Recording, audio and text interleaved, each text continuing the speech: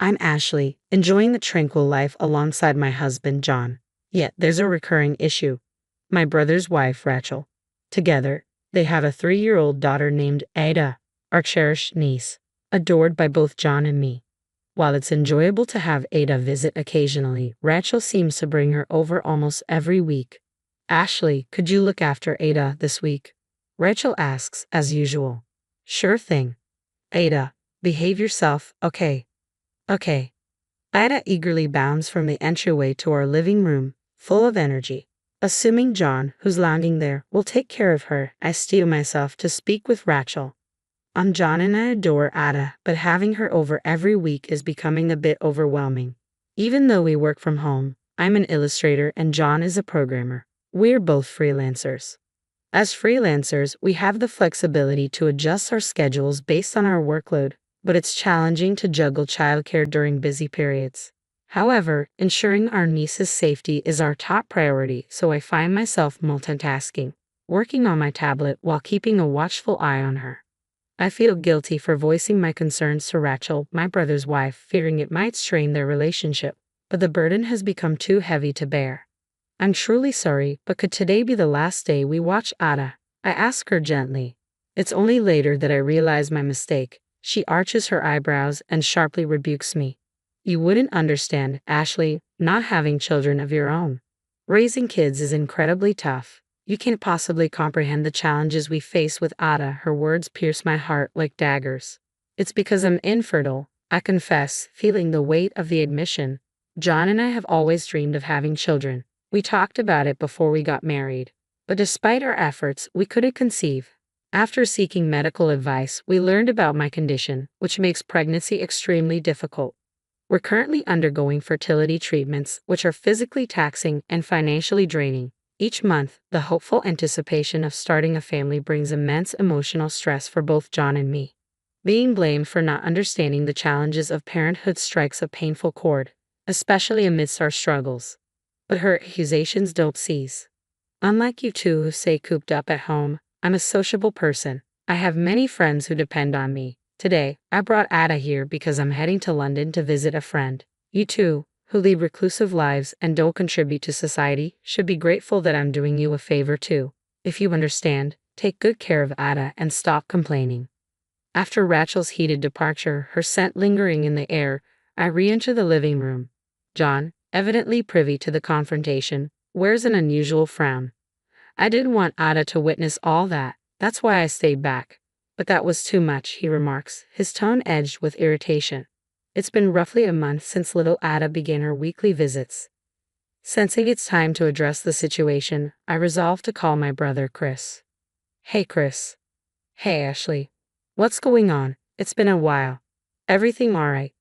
I had been pondering Chris's decision to leave Ada with us. Despite his usual demeanor over the phone, my recent clash with Rachel left me on edge. So, with a hint of frustration, I broached the subject. Hey bro, Ada is adorable and all, but having her over every week is becoming quite the challenge. John and I have deadlines to meet as freelancers, you know? Some consideration would be appreciated. Ha! Ada? She's sleeping right now, he responded. Confusion set in as Chris claimed Ada was at home sleeping. When he sent a photo of Ada asleep, it didn't match the Ada we knew. I countered with a picture of Ada playing with John, to which he asked, "Who's that girl?" The last time I saw Ada with Chris, she was still a baby, unable to walk. The realization hit me that the child regularly left in our care, supposedly Ada, might not actually be her. But then, why would Rachel bring her over? Chris and I exchanged puzzled looks. Suddenly, John, who had been silently absorbing our conversation, tentatively addressed Chris. Chris, I apologize if I'm mistaken and I know this might be impolite, but have you noticed anything odd about Rachel lately? John and I had discussed it numerous times. Rachel's behavior had changed noticeably since her parents passed away from illness. Family gatherings ceased altogether. The last time I saw Rachel a few years ago, she was still attractive but dressed more modestly. Recently, however, she's been donning vibrant colors like red and blue and flaunting flashy accessories. Chris appeared to have picked up on these changes too, his response tinged with a hint of melancholy.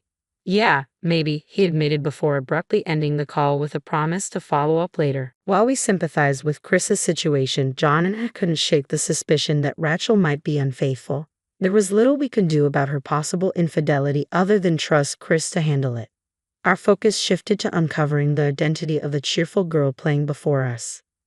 Aita, you're 3 years old, aren't you? Can you tell us your name? We had always assumed she was our niece, never bothering to confirm her name. But if she wasn't Ada, we needed to know. My heart racing, I questioned the girl, who responded with a beaming smile. I'm Ada Johnson. I'm 3 years old.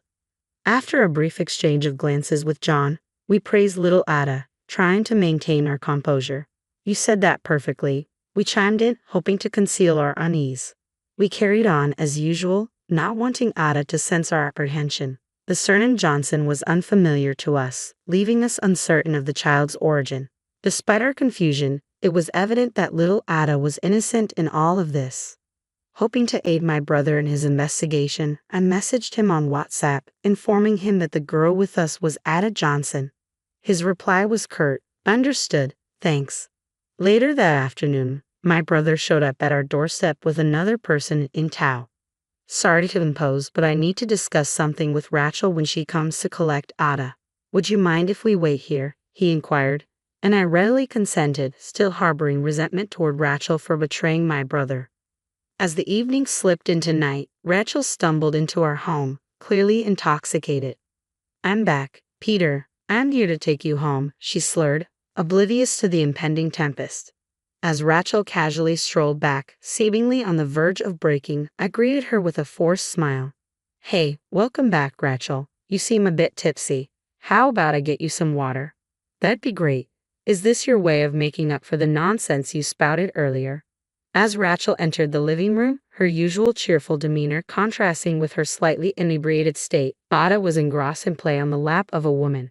Rachel glanced at the scene with confusion, noticing the woman's disapproving glare. Who's that? Did you hire a sitter?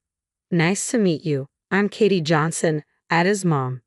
What? Rachel's surprise was so profound she couldn't even grasp the glass of water I offered, stumbling backward until she collided with a corner and tumbled to the floor.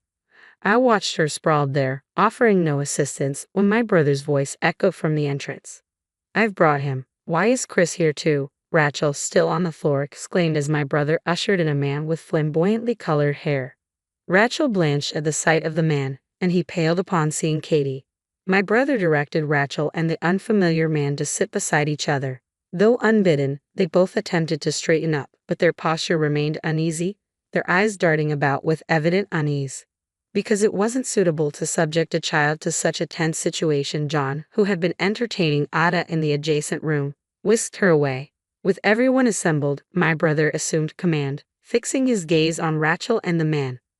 I never thought my close friend would betray me with my wife. Isn't that right? No? No. An acquaintance from Chris's high school years still kept in touch and occasionally visited Chris's home. Chris had always felt uneasy about the way Noah looked at Rachel. I always figured if Rachel was going to stray, it'd be with you. But to find out it's actually you, and you have the nerve to leave your own kid with my sister and her husband. What the hell, man? Chris, once a notorious troublemaker in their small Nebraska town, had since settled into a corporate job, but his confrontational side resurfaced when he faced Noah. At Chris's chilling accusation, Noah let out a pitiful scream. Oh no, he replied in a trembling voice before continuing. It was Rachel who initiated everything. She sought me out at my salon, specifically asking for me. She confessed she had feelings for me. You can't just put this all on me. You were just as involved. You two morons. The first thing you need to do is apologize. Chris's words prompted Rachel and Noah to start apologizing, or so I assumed. However, it became clear that Noah, who could calmly leave his daughter with strangers, wasn't operating on a normal wavelength. Noah, pointing at the tearful Katie, raised his voice. It's all her fault. She barely pays attention to me, so I felt lonely and cheated. If anyone's to blame, it's Katie. Don't you dare deflect. Katie's sudden outburst startled Noah. When Chris brought her closer, she exuded quiet elegance. I never imagined my husband would entrust Ada to strangers while I'm at work. I'm deeply sorry. The usually humble Katie's fury was palpable. What do you mean you cheated because you felt lonely? Have you no self-control? And leaving Ada with strangers. Why would you do such a thing? Katie's frustration was evident, and it's because Rachel mentioned her sister-in-law and her husband are childless with nothing but time on their hands. So they're a convenient option, right? But we may not have kids, but we work from home. We're not babysitters. I told Rachel this morning. We're struggling. We never imagined you were using us to care for your mistress's child as if it were your own. But is that okay? Maybe I'll be blamed for cheating, but I've just shown a childless couple what it's like to have kids. What? The voice that escaped, resonating deep like Chris's, drew my attention to Rachel, who bore a striking resemblance to her partner. She uttered a pitiful, "Oh no," before erupting. "This is none of your business, adults. We've been struggling to conceive. You were aware of that, weren't you? Your constant insensitive remarks have been infuriating. But I tolerated them because you're Chris's wife. Not anymore. Let me make it clear, you're incredibly rude. Bringing the stranger's child into our home without permission, and your garish makeup that doesn't suit your age, your overpowering perfume." When I finally voiced my long-held thoughts, Rachel flushed crimson, realizing she had no ground left to stand on. She bit her lip, remaining silent. Following that, Chris and Katie delivered a thorough scolding to Rachel and Noah. Predictably, both couples ended up divorcing, facing substantial financial burdens.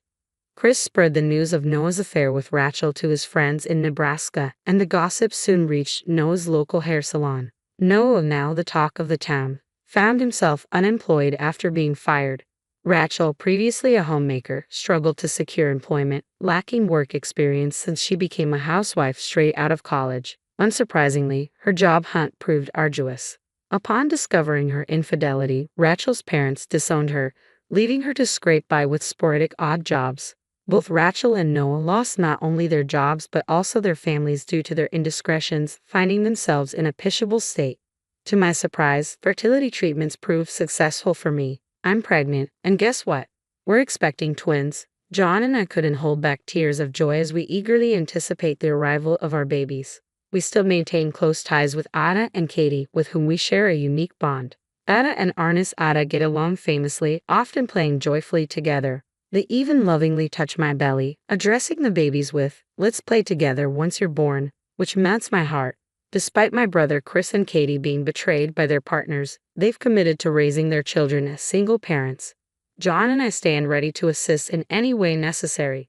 The four of us, John, Chris, Katie, and myself, have made a pact to collaborate in raising our niece Ada and the twins on the way, forging a resilient bond between us.